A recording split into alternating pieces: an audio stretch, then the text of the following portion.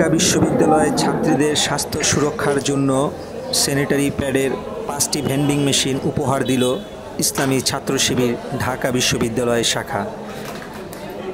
এগুলো ডাকসু নির্বাচনের প্রতিশ্রুতি নয়, বরং নির্বাচনের আগে ওয়াদা বাস্তবায়ন করে দেখালো সংগঠনটি। শিক্ষার্থীদের বিভিন্ন সমস্যা নিয়ে আমরা কাজ করার চেষ্টা করেছি।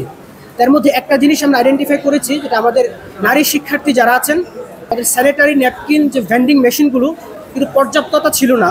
আমরা বাংলাদেশ ইসলামী ছাত্র শিবির ঢাকা বিশ্ববিদ্যালয় শাখার পক্ষ থেকে আমরা এই উদ্যোগটি নিয়েছি।